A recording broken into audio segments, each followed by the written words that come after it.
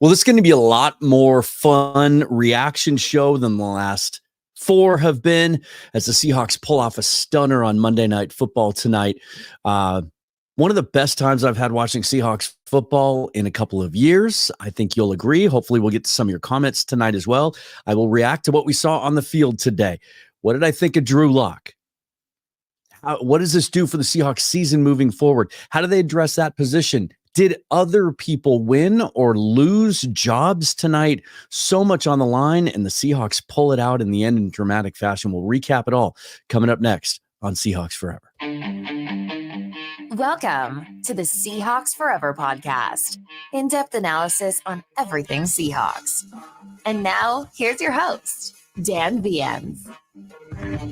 Welcome to the show, everybody. If you're watching on YouTube, hit that like button and subscribe to the channel so you never miss a new episode. And if you listen on the audio side of things, do the same. And if you have the ability to, some apps allow you to, some don't, and you like the show, leave a review. That certainly helps. And if you really want to support the show and me, you can buy me a beer or a coffee. Link will be in the description. Let's do a Quentin Tarantino kind of a thing. We'll start with the ending, and then we'll roll it back. This is what happened at the end of the game today. A couple of plays, not quite back to back, separated by a couple of plays in between. This is what Drew Lock pulled off. Down 4 with less than 2 minutes left and 92 yards to go tonight at Lumen Field. That's not it. Gotta love live. Here we go. Here's it. Metcalf downfield. He's got it. And out of bounds to stop the clock at the 29 between Brown and Bradbury. Lock. End zone. It is caught. Touchdown. Seattle. Got it. Smith-Njigba has put the Seahawks on top. Big moment for Jaxon Smith-Njigba there with the what turned out to be the game-winning touchdown with under 30 seconds to play from 29 yards out. The Seahawks end up closing it out on defense. Play that highlight in a moment. 20-17, they beat the Eagles to move to 7-7. They snap a 4-game losing streak. The Eagles dropped to 10-4. They've now lost 3 straight, right? And it was one of those games that, and I know you know this if you follow me on Twitter at Seahawks Forever, because the in-game discussion was, some of it was very typical. If you're a Seahawks fan, you're just kind of used to this. But it seems like this year more than ever, it was one of the weirdest, most not sloppy. It was just a bizarre kind of a game where it felt like it honestly, it felt like one of those kinds of games where it was inevitable that the Eagles would pull away and win. But as the game went along, and certainly along the way, there were so many things as a Seahawks fan to be worried about, to be concerned about, to be critical of. Because I think we've just kind of been battered and bruised a little bit this year. We came into the season with high expectations. And more so than any Pete Carroll coach team that we've seen the last few years, we've seen a team not develop and get better as the season goes along. And the same weaknesses that we point out week in and week out would rear their head every game. Teams would pick on them. And ultimately, that would end up being the difference in the game. But this is one that I can't wait. I didn't go to the game tonight. I watched it at home, and I can't wait to watch the replay, knowing what the result is, because during the game, man, it just felt like what are we doing here? Like, it's just a matter of time, right? You could tell that maybe Jalen Hurts wasn't quite his typical dynamic self, even though he rushed for 80 yards tonight.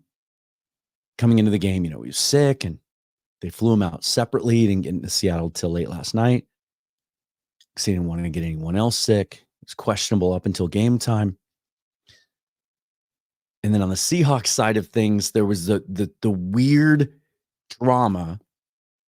And some of you may, by the time you've watched this, have already gotten the inside information. There was something in Drew Lock's post-game press conference, a portion of which I'm going to play for you in a little bit, on the TV side on ESPN, where he talked about what a long story it was leading up to it. Because if you were at the stadium, or if you follow, the guys who cover the team, in particular Bob Condota, friend of the show, who was tweeting out kind of a minute-by-minute update of what he was seeing from Geno Smith on the field, trying to come back after missing a week with that groin injury, and that it kind of looked like he had a chance to play. He was out there doing more physically, doing some agility work, running around, throwing, and then he was active for the game. I'm sorry, leading up until when the actives. No, he was active for the game. That's right. In fact, I think all three quarterbacks were active for this one. Sean Mannion being signed to the practice squad this week and elevated yesterday or earlier today.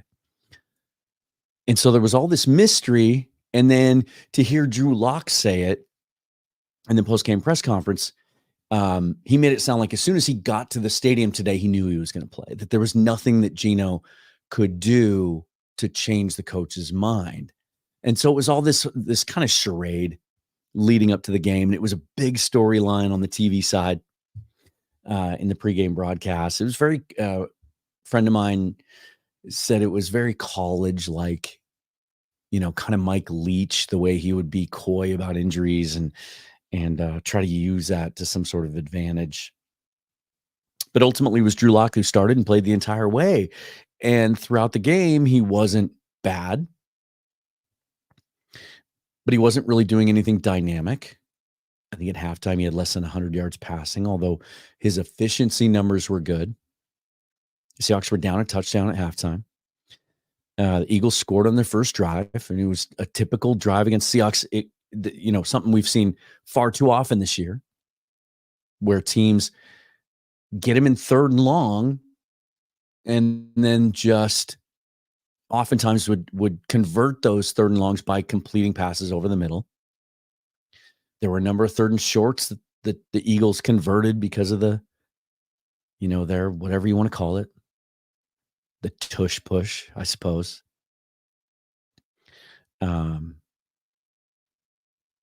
It just, I even tweeted out during the game that it feels like teams are so confident in how they can pick on our zone pass coverage on 3rd and long and convert those, especially the teams with the weapons that the Eagles have, and A.J. Brown, Devonta Smith, and Dallas Goedert, and those guys,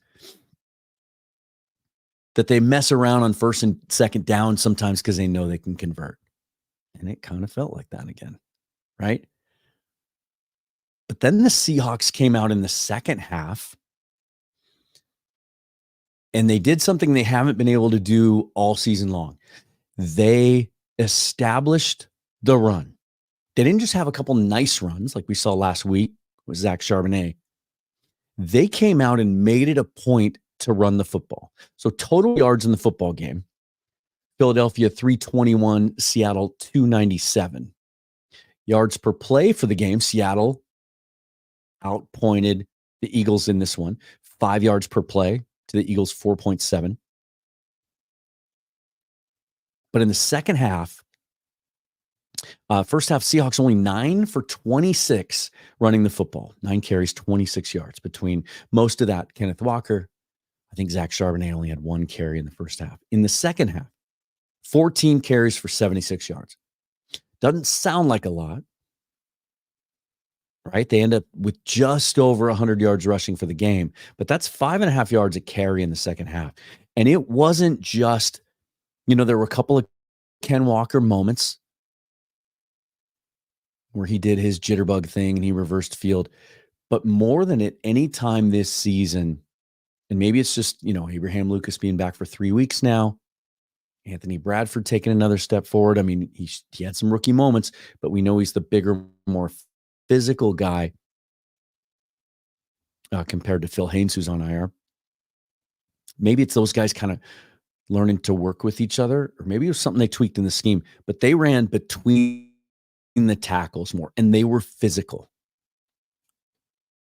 And it looked like what we're used to seeing out of Pete Carroll coached Seahawks teams.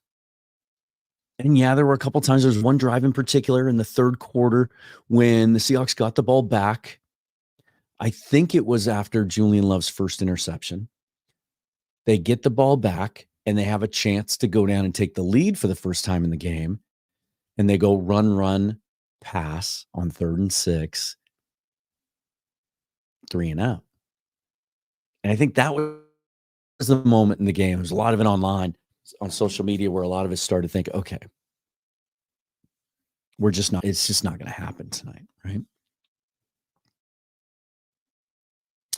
But to their credit, the defense really hung around. And my biggest frustration, and it's just something that I guess at some point, as long as Pete Carroll's in town and leading this organization, regardless of who's calling defensive plays for them, that we're just going to see that against a team, especially one with a dangerous running quarterback. We saw very, very few extra rushers sent at Jalen Hurts, very little blitzing. Had a lot of conversations with people during the game about, here we go again, vanilla defensive game plan, only rushing 4, dropping 7. Greg Bell pointed that out from the Tacoma News Tribune on his Twitter feed. But for all the criticism that we like to throw Carroll's way for being, I guess, conservative is the right word. Well, here's an example of where it worked. That the team hung around against a really good opponent in a game they had to win. They can make the playoffs, and we'll talk about this a little bit at the end of the show. They can make the playoffs without winning tonight's game. But it changes the equation to have this one in their back pocket now. And then, late in the game, just when you think, here we go, the Eagles are going to go down and they're going to make a statement. They're going to have one last drive and they're going to put this game away with 6 minutes left. And the Seahawks rise up and stop them and get the ball back on their own 8-yard line, mind you, with 1 minute and 58 seconds left. I think just under 2 minutes. And you're thinking, here we go. And for most of the second half, I'm having lots of conversations on Twitter with some of you about the quarterback position. And I would say that the consensus among the fan base was something along the lines of, well, who's taking bets on how long it takes Locke to throw an interception to finish out this game? There's a lot of that. And what does he do? The Seahawks go 10 plays, 92 yards in 1 minute and 28, all 10 passes, 5 completions from Locke. You heard the highlight. He hits the big one on 3rd and 10 to DK Metcalf. Another huge catch from DK where he goes up and bodies the ball and protects it with his frame. Sandwiched around a couple of drops by Tyler Lockett. I think this is something we're going to talk about on an upcoming show because it seems to be happening a lot the last couple of weeks. It's become a storyline. And one ball that gets tipped a little bit just at the end. And then it's 3rd and 10 again from the 29, and he hits Jaxon Smith-Njigba for the game winner. Just a beautifully thrown ball. Just got one-on-one coverage. No safety help. Nothing special about the route. Drew said after the game, hey, the way this play was designed, I told JSN, if you have single coverage, I'm throwing you the pill, is what he said. And he throws an absolutely beautiful ball. And we see JSN reach out in a significant rain, a hard rain, and catch the ball over his outside shoulder, contort his body, get his body in. Absolutely beautiful catch from JSN, who, we continue to see the development of him and the growth of him in this offense. And the Seahawks go up by 3 with about 25 seconds left. Hurts gets a long first down on a scramble, completes another short pass. And then he tries to get a little greedy, just as the announcers, just as that Monday Night Crew, just as Joe Buck and Troy Aikman are talking about how Jake Elliott is one of the best, most reliable kickers in the NFL. And they only have about 23 yards to go before they're in his range. And I'm thinking, geez, Philadelphia has 2 timeouts. This is gonna be a heartbreaking loss at home on national TV. Jalen Hurts gets a little greedy, and this is what happens. They're going for it all with A.J. Brown. Catch is made by Seattle for the interception. Julian Love again. Now, there's a lot to talk about on that play. We're going to get back to the quarterback position, but there's a lot to talk about in regards to the secondary tonight. Pete talked on his coach's show Monday about how we were going to see some changes. And he was outwardly frustrated with the blown coverages. Really called some guys out. Jamal Adams on the Deebo Samuel play and Tariq Woolen on, I think, the Kittle play. Lots of explosive plays against the 49ers last week. It was a difference in the game. And he promised there'd be some changes. Jamal Adams not active for the game. He was on the injury report with his knee this week. Carroll even came out a couple days ago and called him a great player and said they're just trying to take care of him. But that may have been a case of Pete Carroll just trying to take care of one of his guys emotionally.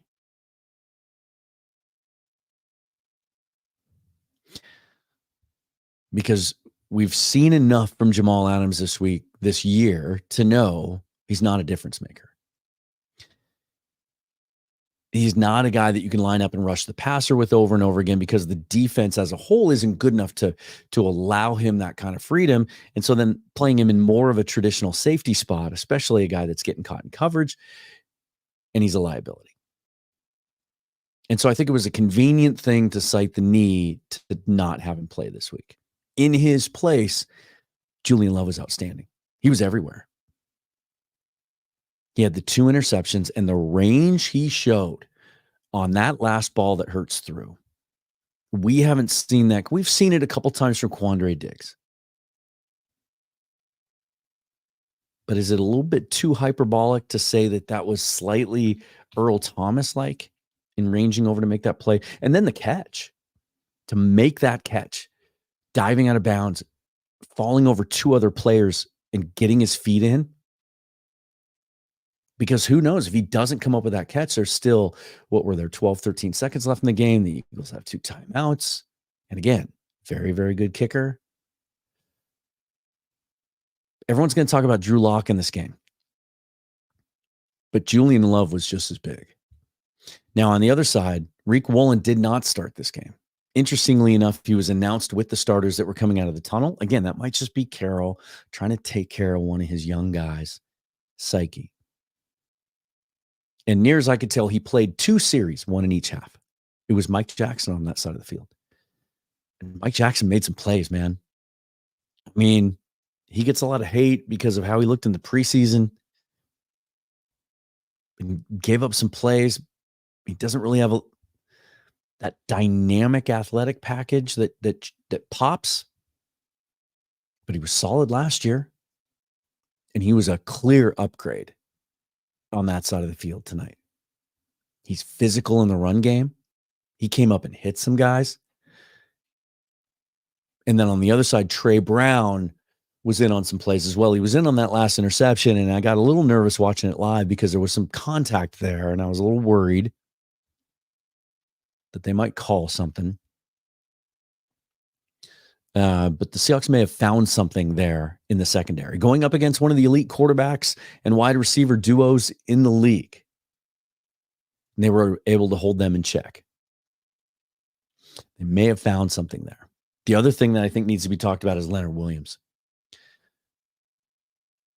Like, if Julian Love wasn't the best defensive player on the field tonight, Leonard Williams 100% was. He is a difference maker and an absolute priority for the Seahawks to re-sign this offseason. That'll be a subject we'll talk about a lot over the next couple months, certainly.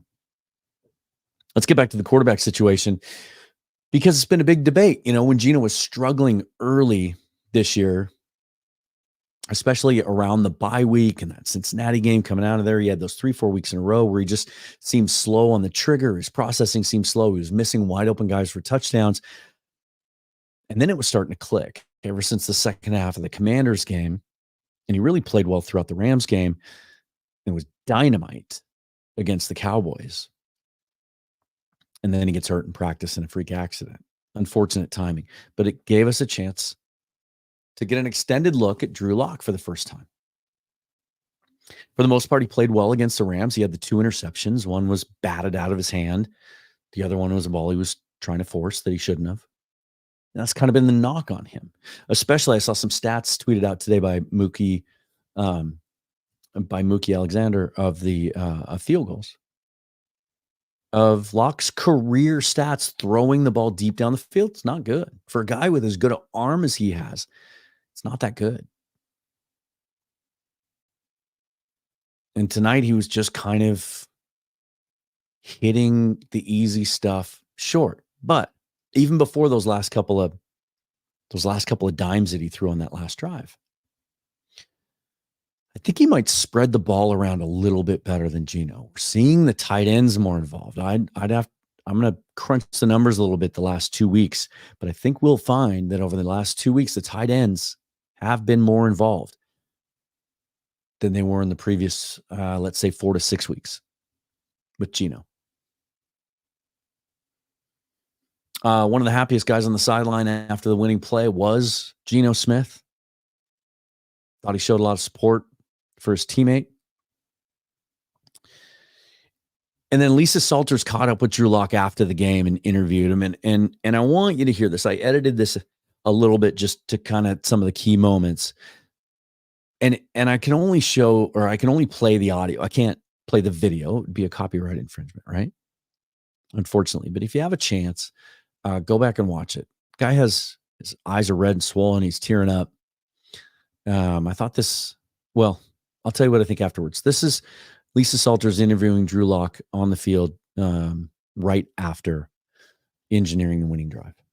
Amazing won't do it justice. Amazing won't do it justice, but amazing also doesn't do justice. What the O-line, what DK did on that catch, what the receivers did, what Ken Walker, Zach Charbonnet did all game long, the tight ends, man.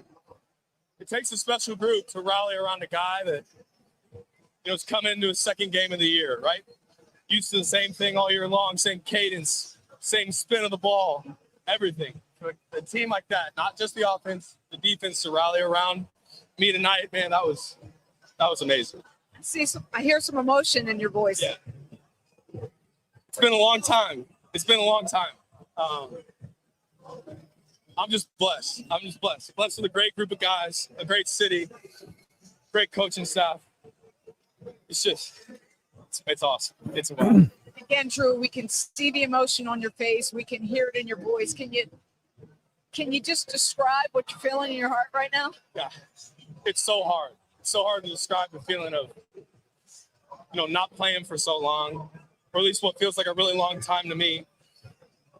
And then you sit there, you watch games, you wonder, can I do this still? I haven't been out there on the field. That's the human nature of it. You get back out there last week, I'm like, you know what? I'm the man, so I can go do this. And then you got another test this week where I didn't know if I was going to play or not. Sure enough, ended up playing. We're playing the Eagles tonight. And the boys around me rallied tonight. And it just, gosh, it feels so good. It feels so good. I'm so proud of everybody tonight.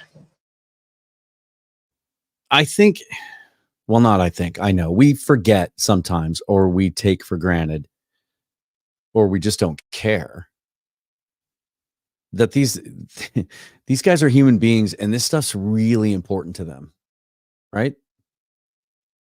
Like, I don't know about you, and I don't know what y'all do. And I have a career, I have a job that some people might think is kind of meaningless in the grand scheme of things. But I take it very, very seriously. When I mess up, it kind of wrecks me for a while. When I do well, I feel good about it. Like, it's part of who I am. And now you take that and you multiply it by 1 million with these guys, because they're doing it in front of tens of thousands, in front of millions of eyeballs on television. They're judged by every single move that they make from people who have never done what they do. I got into it with somebody yesterday who was jumping in and criticizing Dan Orlovsky to his face or directly, basically saying he was a bad quarterback, and so he's not qualified to be an analyst. And this was someone who isn't qualified to be an analyst saying these things. We sit behind our computers and our phones and we just say whatever the hell we want to say because it soothes us emotionally. And so I've heard a lot of Drew Lock sucks. Drew Lock's a bum. I mean, he's out there playing a really, really physical sport, risking severe injury, doing it for your entertainment. These guys have a lot of pride in what they do. Some don't. Some don't give it. There have been guys along the way that I've been critical of because I didn't feel they did care. I'm not going to name them today. Drew Lock seems to be a guy that cares a great deal and has a lot of passion for what he does and a lot of pride. There were a lot of expectations. He was a guy that his second year at Missouri, he was being talked about as a surefire first round pick. And then he fell and he ends up going in the second round. But he goes in an organization that needs a quarterback, and he's viewed and he carries all the weight and the pressure of the franchise guy, and it doesn't go well. And he has to hear all that garbage. And then he comes here and he's traded for a potential future Hall of Famer. And then he gets beat out by a career backup. And he finally gets a chance. He still can't shake the reputation. And he still has to hear those things, even though he hasn't done anything in the last couple of years to deserve it. So for him to have a moment like that tonight was cool. It was really, really cool. He's a likable guy. Everyone that I know that covers the team says that. He's fun to be around. His teammates really like him. The organization certainly did. It's why they wanted him back, even though they brought back Geno as well. So now what? You hear me say stuff like this all the time, right? Sample size, sample size, sample size. Just 2 games. So let's not get ahead of ourselves. I want to believe that if Geno Smith's healthy, he's the guy. Typically, Pete Carroll doesn't let guys lose their jobs because of injury. And I think that's the case here. I think it's more likely than not that Geno Smith starts next week in Tennessee. And we'll dig into this a little bit deeper later. But I just want to put this out there. The Seahawks structured Geno Smith's contract in such a way that they could get out of it pretty pain-free in the second year. I was just listening to some national guys this week talking about that. I can't remember who it was now. One of the NFL Network guys was saying he thought it was one of the best quarterback contracts handed out in recent memory because it was, you get a guy that you like and you think you can win with, but you don't mortgage the future for it and you give yourself an out. But they also brought back Drew Lock at a high dollar amount for what a backup costs these days. They could have gone a much cheaper route. We're seeing teams around the league do it now, right? Justin Herbert goes down Easton Stick as their backup. Jake Browning's playing great in Cincinnati, but nobody expected it. He wasn't being paid that way. He was a career practice squad guy. We're seeing teams that have elite quarterbacks and are paying them elite quarterback money going really cheap on the backup quarterback front. the Seahawks gave Drew some pretty significant money. Convinced him to come here and be a backup rather than take an opportunity. I know he had talks with Tampa where Dave Canales went to potentially be a starter. So what if, that's all I'm saying, what if they see a potential future with Drew Lock and now they're about to play a team in Tennessee that's reeling? Coach may be on the hot seat. They just lost Will Levis. Ryan Tannehill's going to be the guy. He's a solid, he's a long-time NFL veteran who's capable of playing well, certainly, but Levis had given them a spark. And then the week after that, they travel to Pittsburgh, and they're down now. Not only is Kenny Pickett out, but Mitchell Trubisky has now been benched for Mason Rudolph, who some of you might not have even known is still in the league. And then they finished at Arizona. I think it's going to be Geno. I really don't think there's much question about that. But I think just the fact that they might have to have those conversations in their offices this week at the VMAC speaks to what Drew Lock has done and what he did tonight. What he did tonight was special. In that moment, Monday Night Football, all the pressure, the Seahawks season on the line in some ways, touch on that in a second, against a good opponent in the rain, like all that stuff. I thought it was outstanding. And it was really a lot of fun. He outplayed Jalen Hurts on a national stage. Hurts 17 out of 31, 143 yards, 2 interceptions. He ran for another 82. Lock 22 out of 33 for the game, just 208 yards, but a rating of 94 to Jalen Hurts 40.1. So the Seahawks now at 7-7 are in a 4-way tie for the last 2 wildcard spots. The other 3 teams are the Vikings, Rams, and Saints. The Rams and Saints play this week, and that is a huge game for Seahawks fans to watch. You are definitely Saints fans this week because remember, the Rams beat us twice, have the tiebreaker. However, I have seen multiple websites that run these algorithms and run these formulas to figure out what playoff odds are for the rest of the year. And most of the information I've been able to find going into this game was if the Seahawks won tonight, they control their destiny for a playoff spot. That if they win out now to go 10-7, they will make the playoffs. We'll get more clarity on that, I'm sure, over the next 24 hours, if you haven't seen that information already before you tune in to this. So now it's week by week, and now things, presumably start to get a little quote unquote easier. Titans, Steelers, Cardinals, 3 teams losing records. 3 teams on the outside looking in, not going to make the playoffs. Most likely, I think Pittsburgh still has an outside shot. 3 teams that are struggling. The Cardinals seem to have received a spark when Kyler Murray came back, but that seems to have faded. I don't think there's any guarantee even that Murray will be the guy in week 18. And so it really does change the season. Even after the loss to the Rams, heading into this stretch of 4 games. 2 against 49ers, Cowboys, Eagles. They lose convincingly to the 49ers twice. Almost beat the Cowboys. They waited till the last of these 4 games to win one of them. But I think the idea most of us felt going into it was if you found a way to win one, you put yourself in position. Maybe they did it in the best way possible because you win the last one. And for the first time all year, it feels like they've kind of found some things. Feels like they found some things in their coverage. And they found some things in the running game today. And I will say this, my last thought on the quarterback situation. I think if Geno really struggles over the next couple of weeks, maybe there's a shorter leash. Carroll doesn't like to make quarterback changes in game.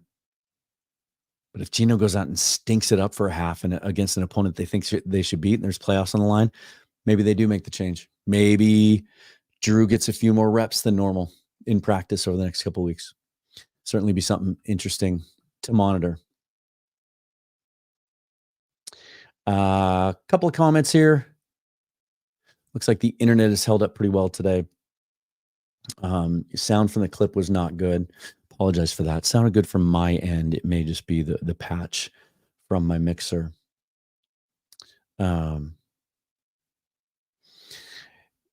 Let's wrap it up here.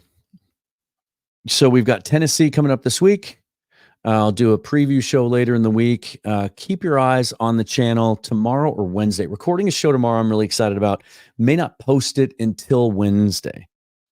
And a little side note for those of you, Wednesday's the day, hopefully, that I'll get these internet issues at my home taken care of.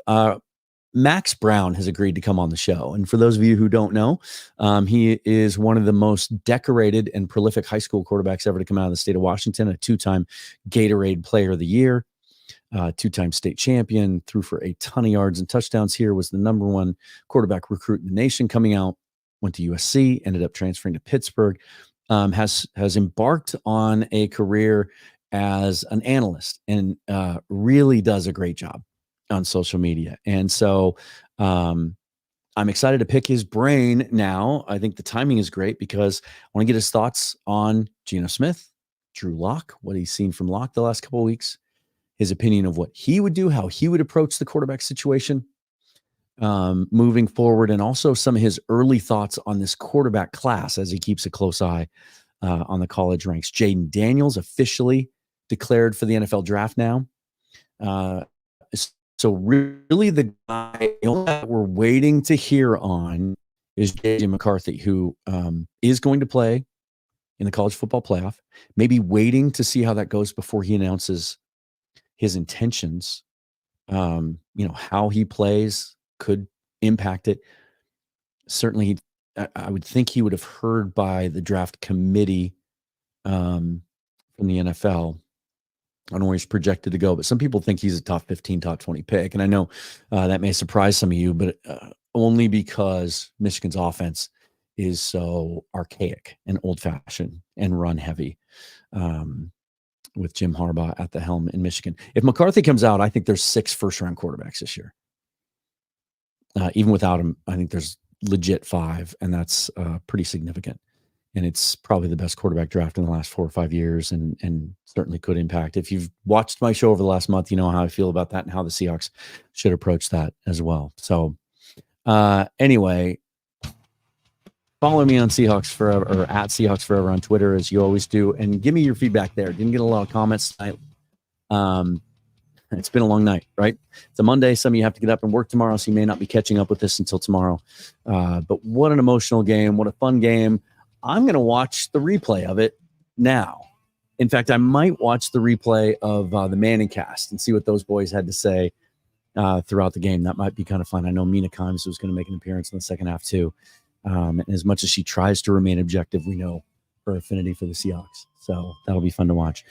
That's going to do it for me tonight. Please like the video, subscribe to the channel. As always, stick with me through these internet issues. They will get better soon. I'm putting a lot of effort into coordinating all of this so we can get it fixed. As always, forever and always, go Hawks. Thanks for watching.